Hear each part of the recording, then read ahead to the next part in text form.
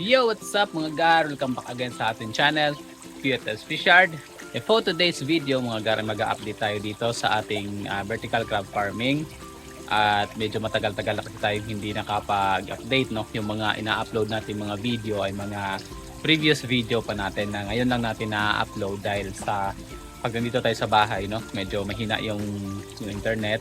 Tapos hindi tayo nakakaroon ng time na mag-edit dahil madami tayong inaasikaso pag nandito tayo.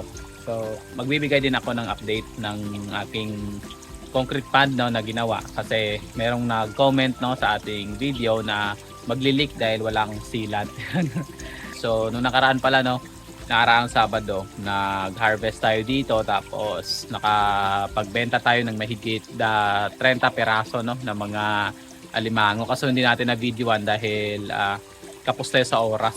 Kasing habol natin, no, yung oras kaya hindi ko na videohan talaga at naibenta natin yon. So susunod na harvest na lang na mag-video tayo, pakita natin kung ano tayo mag-harvest. Nung nakaraan kasi binenta ko lang yon sa sa pinapakiluhan dito, no. So mga nasa 2K ata yung income natin noon.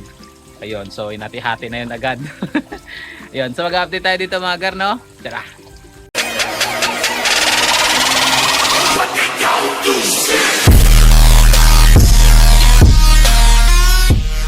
So ito na yung status, no, ng alimango natin ngayon. Kahit na harvestan natin yun ng madami. Kaya napilitan tayo nga doon na mag-harvest dahil napupuno na yung lagay natin nitong mga malalaki.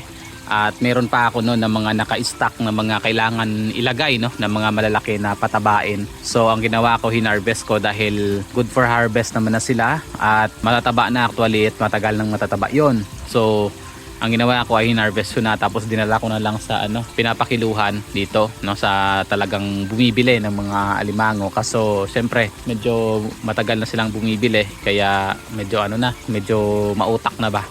Tapos yung dito yung mga maliliit natin na alimango ay nilipat na natin yon ng concrete pond kaso merong nangyari, no, na hindi inaasahan. Kaya ang ginawa, ang mga medyo may kalakihan na mga reject, yung medyo solid, no, yung size na mga reject ay binalik namin sa lagayan individually. Yung purpose kasi noon yung kaya gumawa kami ng concrete pond dahil itong mga reject natin sa isang lagayan ay 3 piraso, no, yung nilalagay natin, 3, 4. So nangyayari ay pagka merong natanggalan ng tali, kinakain niya yung iba. Tapos pag nag-molt, no, meron kasing matataba, pag nag-molt namamatay. So yun ang ginawa natin, no, gumawa tayo ng concrete pond at nilipat natin doon sa ating concrete pond. Kaso yun nga, merong nangyari na hindi natin inaasahan na tinayal natin tapos nag-fail. So ginawa ay binalik muna yung iba.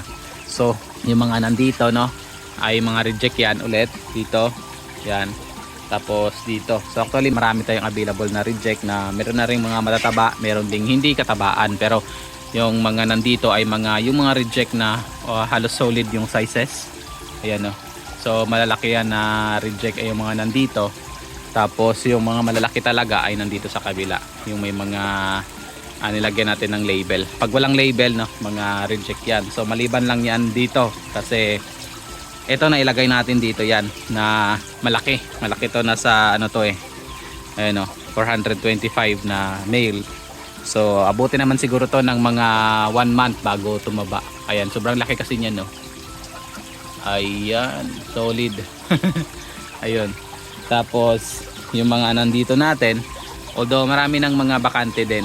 Yan, yung mga bakante na dahil madami tayong na-harvest, pero kukunti lang naman yung bakante dahil karamihan ay may mga laman. So may mga nag-molt tayo dito, no, na mga bakla, yung matatabang bakla na nag-molt.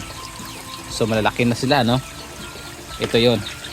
So ito lang siya dati, 155 na bakla. So ito na siya ngayon, sobrang laki. Kaso hindi mo na pwedeng hawakan yan dahil makakagat ka na yan dahil makakagat ka yan dahil malaki yan, at yung matigas na siya dahil nung nakaraan pa yan nag-molt. So meron din dito nag-molt na bago. So bagong bakla to na nag-molt. Yun, mabuti nga hindi ko to naisama nung nag-harvest ako. Yan, bakla to siya dati kaso ngayon hindi siya na timbang kaya hindi na lang muna nilagyan ng timbang. Ayun, so bakla siya dati, ito siya. Kaso medyo may katagalan na siya na nag-molt, no. Ito na natatanggal na yung kanyang mga karagalan. So ito dati yung kanyang shell. Ayan, ganyan lang siya dati, no? Nasa mahigit 1 gramo din to. Ayun, kaso nung nakaraan pa kasi ito nag-molt, kaya medyo na ano na, natatanggal na yung mga ano nyo. Ayan, lagay lang natin yan dyan. Tapos ito na siya ngayon, no? Ayan, no? Mapapansin nyo, grabe, sobrang laki mga gar. Ayan, no? Diba, malaki siya na female. Yun, so tansya ko nasa 1/4 siguro ang ano niyan, 1/4 kilo ang kanyang timbang. So pang ano na yan siya, pangatlo, no? Pangatlo sa mga bakla na nagmolt na malaking babae ang kinalabasan. I think ito yung pinakauna. Yan, pinakauna na nagmolt na bakla. Yan, ito yung pinakauna na nagmolt. Ayun na siya ngayon, malaki. Tapos yung pangalawa yung nandoon, no, yung nandoon. Tapos ito yung pangatlo. Ayan. Tapos marami yan dito mga laman. I think may mga matataba na nga yan dito, pero hindi muna natin na-harvestan dahil konti pa lang yan. Papadamihin muna natin kasi ang mabilis talaga tumaba dito yung mga lalaki, no? Yung mga babae medyo may katagalan dahil kailangan muna nila magkaalige, no? Bago, tulad niyan, no? Taba na yan. Ito, panigurado mataba na to dahil pulang-pula na siya. Ayun. Kaso yung mga babae kasi kailangan pa talagang bigyan ng alige, no? Na makapag ano sila. Kasi kung walang alige, hindi naman makukonsider yun na mataba. Dahil pag babae, yung trademark na babae ay ang alige. Yun. So ito na yung update natin sa atin namang concrete pond. So noong nakaraan, no, itong screen na to, ito yung pinantakip namin. Tapos nilagay namin dito yung lahat ng alimango na mga reject na mga nandito. Yan. Maliban na lang sa medyo malalaki talaga, kasi malalaki hindi namin nilagay namin dyan individually. Ayun, so nilagay namin dito. So sobrang dami yun, mga higit 100, no? Higit 100 na reject. Nilagay namin dito lahat. Tapos ang nangyari, mga garno, nagkainan sila. So pinagkakain nila yung mga ano, mga mahina nilang kasamahan. Kahit nilagyan namin ng ganto, ng mga hides, no? Nilagyan namin ng mga hides sa ganyan. Pinagpuputol-putol namin ng mga PVC, no? Kahit nilagyan namin ng ganyan, nagkainan pa rin sila. So actually maraming namatay nun, no? May mga natanggalan ng sipit, may mga pinagkakain talaga nila. Ayun. So ang nangyari, no, ayun, nagkandamatay. So ang ginawa, no, yung mga medyo may kalakihan, yung medyo solid, no, nilipat namin ng lagayan na lang, binalik namin dito dahil wala namang laman yan. Tapos ang ginawa ay nag-iipon kami ng mga ganto, no, ng madaming ganto na Wilkins. Tapos yung mga matataba ay nilagay namin dyan para kung nagmold, no, hindi sila makakain ng mga alimango natin ito na nakawala. Yun, kasi mga walang tali yan, mga walang tali, hindi sila makakain. Tapos protected sila. Yan, kasi ang plano ko na lang, no, gagawin na lang namin dito ay pupunuin namin ito ng Wilkins, no, pupunin namin dyan sa hanggang dito. Siguro mga nasa mahigit 100 ito kung mapupuno mo to, nasa mahigit 100 itong lagayan ng pag nalagyan ng Wilkins. Tapos tatanggalin na lang namin to. Yan. Tapos yung mga payat na mga reject, yun na lang ang ipapakawalan namin dito sa concrete pond, pero lalagyan namin ng tali para hindi sila magkainan, ganun ang na lang gagawin namin. Tapos bali lalagyan na lang namin dito ng bakante sa gilid para diyan na lang sila mag-ikot-ikot. Tapos yung mga Wilkins ay nasa gitna. Tapos tatanggalin na lang tong cover dahil kung malalagyan namin sila ng tali, panigurado, no, hindi naman yan sila makakawala. Tapos itong filter natin na ginagamit natin dati to sa mga aquarium natin, temporary lang yan dahil bumili pa ako ng bagong motor. Dahil ang ginagamit natin dito na motor ay hindi pala pwede. Nung nakaraan ko lang naalala, no, na pagtanto na hindi pala siya dito pwede dahil yung motor na yon ay nasa gilid yung kanyang panghigop, kaya kailangan malalim yung tubig. So hindi pwede malalim ang tubig dito dahil mamamatay yung mga alimango natin pag sobrang lalim.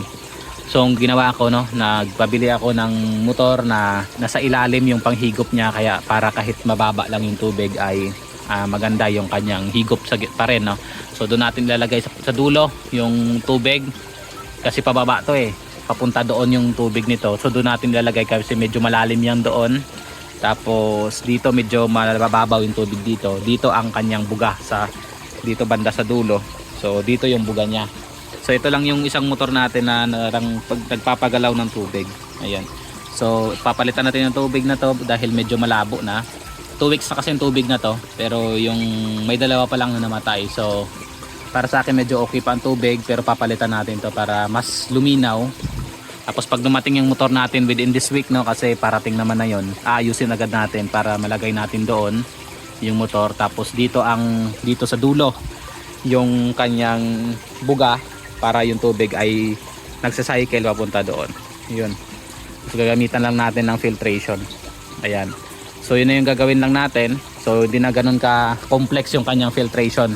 Parang ang style na lang ay parang sa mga aquarium na lang na yung tubig ay umiikot tapos diretso balik agad sa pond. Ang gagawin na lang ay every week, no, pa-partial water change na lang. Parang aquarium talaga na style. So yun ang gagawin natin. So sa nag-comment, no, na tatagas na dahil walang sealant. So actually merong sealant ang ginawa natin, no. Hindi naman natin to ginawa na walang sealant kasi alam naman natin yun na pagka concrete pond lang, kung hindi ganun ka kapal or kung hindi ganun kapuro na simyento yung gagamitin mo, ay tatagas talaga yon. Pero naranasan na kasi namin dati yan, gumawa kami ng concrete pond para sa mga ornamental fish, no. Walang sealant pero hindi naman tumagas, no. Hindi siya tumagas. So ito kasi, although walang akong nilagay na yung sealant talaga na word, pero nilagyan ko kasi to ng yung hinahalo sa semento. Nakalimutan ko yung pangalan. Nakalimutan ko yung lagay. Pero sealant pa rin yun pagka humalo ka ng semento. Yun, hinalo ko yun. Tapos medyo makapal nga yung paglagay ko para panigurado na hindi talaga tatagas. So nung nilagyan to ng tubig, no, nung nag-trial kami kung tatagas ba o hindi, so pawis lang yung tumagas. Pawis namin. So wala talagang tumagas diyan, mga gar, no. Walang tumagas at perfect yung pagkakagawa ng natin. Kasi yung iba, no, nag-finishing talaga ng sealant. Yun. So ito hindi na. So goods na goods yan. So ang gagawin natin dito mamaya, no, ayusin natin to, tatanggalin natin tong mga to. Tapos mag-water change tayo. Tapos yung mga galunan na yan, ayusin natin para medyo maganda tignan. Yun, tapos tatanggalan natin ng, parang plano kong anuhin to, lagyan ng tali tong mga to. Lahat ng mga payat tatanggalin ko. Igagawing tatalian ko. Ayun, kasi merong mga tingnan mo, nagpapatungan sila. Yan. Kanya-kanyang hanap sila ng partner. Ayun na. Kanya-kanyang hanap ng partner tong mga to. So, ayan o. Ayan, kanya-kanyang hanap ng partner yung ating mga alimango sa concrete pond. Ayan. Na to sila, no? 1 week na nandito sila. Wala pa naman sa 10 yung mga namatay. Tapos meron ng mga nag-molt dito. Ayan. So, all in all, maano pa rin siya na hindi siya totally failure, no?